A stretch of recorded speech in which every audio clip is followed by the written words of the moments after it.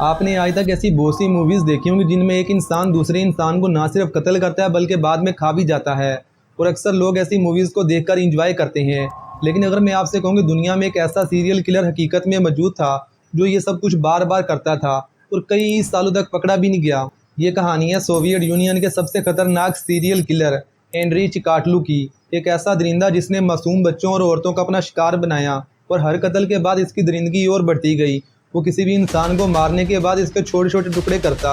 इनमें से कुछ खुद खा लेता, कुछ पुलिस के लिए चैलेंज के तौर पर फेंक देता। दिखने में वो बिल्कुल एक आम सा आदमी, एक स्कूल टीचर, लेकिन अंदर से एक ऐसा शैतान जिसका तस्वुर भी इंसान को हिला कर रख दे।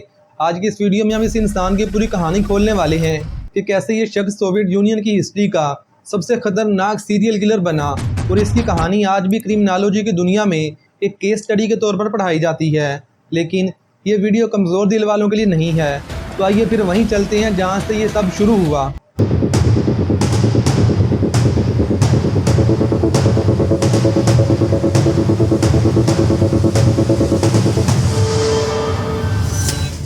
हेनरी चिकाल्डो 1936 में यूक्रेन के एक छोटे से विलेज में पैदा हुआ।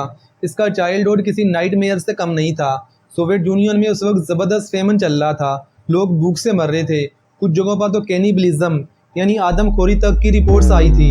हेनरी चिकाल्डो की फैमिली का कहना था कि इसके बड़े भाई को बचपन में भूखे लोगों ने मारकर खा लिया था। अगरचे ये क्लेम आज तक वेरीफाई नहीं हो सका, लेकिन इसने हेनरी चिकाल्डो के माइंड पर बहुत गहरा इम्पैक्ट डाला। इसके अलावा वो बेड वेटिंग का शिकार था, यानी वो बेड पर सुसु कर देता, जिस पर इसकी माँ इसको बुरी तरह मारती थी। ये सारे फैक्टर मिलकर एक ऐसा साइकोलॉजिकल बेस बनाते गए जो आगे चलकर कुछ बहुत डार्क शक्ल इख्तियार करने वाला था। बड़े होकर हेनरी ने अच्छी एजुकेशन हासिल की, टीचर बना और एक आम सी ज़िंदगी गुजारने की कोशिश की। इसने शादी भी की और बच्चे भी हुए, लेकिन इसकी लाइफ में बहुत ही सीरियस प्रॉब्लम थी जिसने इसे मुसलसल फ्रस्ट्रेशन में रखा। स्कूल में टीचर रहते हुए इस पर स्टूडेंट के साथ गैर मुनासिब रवैये के इल्ज़ामात लगे, जिसके बाद इसे अपनी टीचिंग की जॉब छोड़नी पड़ी। फिर वो एक सप्लाई क्लर्क बन गया जिसमें इसे ट्रैवलिंग का बहुत मौका मिलता था और यही ट्रैवलिंग आगे चलकर इसके क्राइम्स के लिए एक परफेक्ट कोर बनी। हेनरी चिकाल्डो ने 1978 में अपना पहला मर्डर किया। विक्टिम एक 9 साल की लड़की थी जिसका नाम एलिना ज़िकोटनोवा था। इसने इसे मदद के बहाने से एक सुनसान झोंपड़ी की तरफ ले जाकर पहले सेक्सुअल असाल्ट किया और फिर जान से मार डाला। इस मर्डर में एक और ट्विस्ट आया क्योंकि सोवियत पुलिस ने एक इनोसेंट आदमी अलेक्जेंडर को इस क्राइम में गिरफ्तार किया और 1984 में एग्जीक्यूट कर दिया। यानी हेनरी की गलती की सजा एक बेगुनाह इंसान को भुगतना पड़ी और असल कातिल आज़ाद घूमता रहा। 1980 के बाद हेनरी चिकाल्डो ने अपने क्राइम को सीरियसली शुरू किया। इसका प्लान बिल्कुल सिंपल था। वो बस स्टॉप्स, ट्रेन स्टेशन और पब्लिक प्लेसेस पर अपनी विक्टिम्स को आइडेंटिफाई करता। बच्चों को वह कैंडी, बिस्किट या खाने पीने की चीज़ों का लालच देकर करीब बुलाता। टीनेजर और यंग वुमेन को नौकरी दिलवाने, हॉस्टल तक पहुँचाने या कोई और हेल्प करने का वादा करके अपने साथ ले जाता। फिर वो इन्हें किसी वीरान जंगल या आउट ऑफ विजिबिलिटी एरिया में ले जाता। वहाँ इंतहाई ब्रूटल क्राइम करता। इसके क्राइम में एक्सट्रीम वायलेंस शामिल थी। इसने अपनी विक्टिम्स के साथ वो सब कुछ किया जो क्रिमिनोलॉजी की बदतरीन हिस्ट्री में रिकॉर्ड है। कुछ केसेस में तो कैनिबलिज्म यानी आदमखोरी के एविडेंस भी मिले, क्योंकि ये अपने शिकार को मारने के बाद उसके छोटे छोटे टुकड़े करता।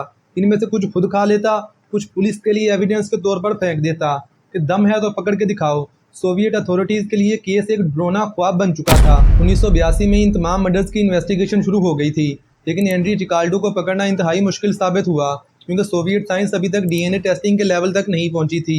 1984 में पहली बार हेनरी चिकाल्डो को रूटीन चेकिंग में डिटेन किया गया। इसके ब्लड टाइप का टेस्ट हुआ, लेकिन एक बायोलॉजिकल रियलिटी की वजह से इसके ब्लड टाइप और इसकी बॉडी की सिक्रेशन की टाइप में फ़र्क था, जिसकी वजह से वो क्लियर हो गया और इसे रिलीज़ कर दिया गया। यानी एक साइंटिफिक ओवरसाइट की वजह से अगले कई साल तक मजीद मर्डर होते रहे। रिपोर्ट्स के मुताबिक हेनरी ने 1985 से 1990 तक अपने क्राइम्स को जारी रखा। पुलिस पर प्रेशर बढ़ते जा रहा था, पब्लिक में पैनिक था, लेकिन कोई ठोस एविडेंस नहीं मिल रहा था। सोवियत गवर्नमेंट ने इस पूरी सीरियल किलर हिस्ट्री को मीडिया से छुपाए रखा क्योंकि इन्हें डर था कि अगर ये न्यूज़ फैली तो सोवियत सोसाइटी का इमेज पूरी दुनिया में ख़राब होगा। इनकी इसी सीक्रेसी ने इन्वेस्टिगेशन को और मुश्किल बना दिया और कातिल आज़ाद घूमता रहा। आखिरकार 1990 में इन्वेस्टिगेटर्स ने तंग आकर एक नई स्ट्रेटेजी बनाई। इन्होंने ट्रेन स्टेशन और बस स्टॉप के आसपास अपने अंडरकवर ऑफिसर्स डिप्लाई कर दिए। नवंबर 1990 में हेनरी चिकाल्डो को एक स्टेशन के करीब स्पीशियस स्टेट में देखा गया, यानी बहुत ही अजीब हालत में। इसके कपड़ों पर खून के धब्बे लगे हुए थे और वो बहुत ही नर्वस बिहेव कर रहा था। अंडरकवर ऑफिसर्स ने इसे फॉलो किया और आखिरकार 20 नवंबर 1990 को इसे उस वक्त अरेस्ट किया जब ये छोटे बच्चे को किडनैप करने वाला था। ये वो दिन था जब सोवियत यूनियन का सबसे लंबा डार्क चैप्टर आखिरकार ख़त्म हुआ। इंटेरोगेशन के दौरान हेनरी चिकाल्टो ने पहले इनकार किया, लेकिन जब एक्सपर्ट साइकाइट्रिस्ट और इन्वेस्टिगेटर्स ने इसे साइकोलॉजिकल एंगल से बात की तो वो टूट गया और इसने 52 मर्डर्स का एतराफ़ किया। इसके एतराफ़ जुर्म की डिटेलिंग सुनकर कई तजर्बाकार इन्वेस्टिगेटर्स भी हिल गए। वो विक्टिम्स की लोकेशन, इसने इनके साथ क्या किया, कब किया, इसे सब कुछ याद था, जैसे इसे इस सब पर कोई पछतावा ना हो। इसने खुद भी कैनिबलिज्म का एतराफ़ किया कि वो विक्टिम्स के कुछ पार्ट खाता था। ये सुनकर पूरी इन्वेस्टिगेशन टीम सख्ते में आ गई। 1992 में एंड्री का ट्रायल शुरू हुआ।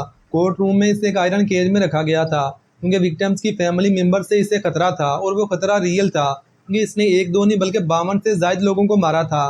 कोर्ट रूम में विक्टिम्स की फैमिली ने इसे जी भरकर बददुआएं और गालियां दी। हेनरी चिकाल्डो कभी हंसता, कभी कुछ बड़बड़ाता, कभी रोने लगता। वो कोर्ट रूम में भी साइकोटिक बिहेवियर डिस्प्ले करता रहा। इस पर 52 मर्डर का चार्ज था। फरवरी 1994 में इसे डेथ सेंटेंस मिली और 14 फरवरी 1994 को इसे एग्जीक्यूट किया गया, एक single gun shot to the back of the head, जो सोवियत और फिर रशियन एग्जीक्यूशन का ट्रेडिशनल मेथड था। हेनरी चिकाल्डो की कहानी से हमें सबक मिलता है कि ईवल हमेशा किसी मोनिस्टर की शक्ल में नहीं आता।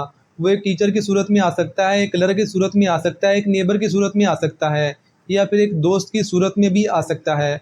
इसलिए अपना और अपनी पूरी फैमिली का बहुत सा ख्याल रखो। अल्लाह हाफिज़।